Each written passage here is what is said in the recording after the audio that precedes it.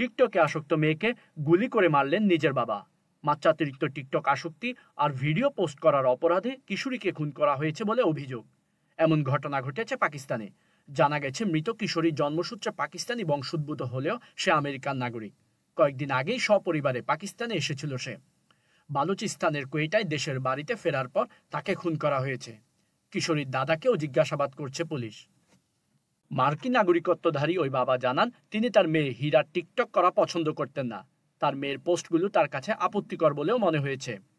মেয়েকে হত্যার কথা স্বীকার করার পর বাবা আনোয়ারুল হকের বিরুদ্ধে হত্যার অভিযোগ আনা হয়েছে। তিনি প্রাথমিকভাবে তদন্তকারীদের বলেছেন তিনি গুলি চালাননি, গুলি চালিয়েছে অন্য কেউ। পুলিশ জানায় এই হত্যাকাণ্ডের ঘটনায় তারা সকল দিক বিবেচনা করে তদন্ত করছেন, যার মধ্যে অনার কিলিং হত্যার সম্ভাবনাও রয়েছে, যা পাকিস্তানের স্বাভাবিক ঘটনা। মানবাধিকার গোষ্ঠীগুলোর মতে প্রতি বছর পাকিস্তানের শত শত মানুষ, বিশেষ করে নারীরা তথাকথিত অনার কিলিংয়ের শিকার হন। এই হত্যাকাণ্ডগুলো সাধারণত আত্মীয় স্বজনরা করে থাকেন, যাদের যুক্তি তারা পরিবারের সম্মান রক্ষার্থে এই হত্যা করেছেন। পুলিশের এক মুখপাত্র জানান নিহত ওই কিশোরীর পোশাক, জীবনযাত্রা এবং চলাফেরা নিয়ে আপত্তি ছিল তার পরিবারের। তারা 25 বছর ধরে মার্কিন যুক্তরাষ্ট্রে ছিল এবং হীরা তার পরিবারে পাকিস্তানে আসার আগে থেকেই টিকটকে কন্টেন্ট পোস্ট করা শুরু করেন। হীরার জন্ম হয়েছে যুক্তরাষ্ট্রে।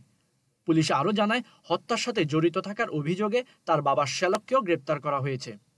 যদি এটি অনার কিলিং হত্যাকাণ্ড বলে প্রমাণিত হয় এবং তারা দোষী সাব্যস্ত হয়, তাহলে তাদের যাবজ্জীবন কারাদণ্ড হতে পারে বলে জানিয়েছে পুলিশ।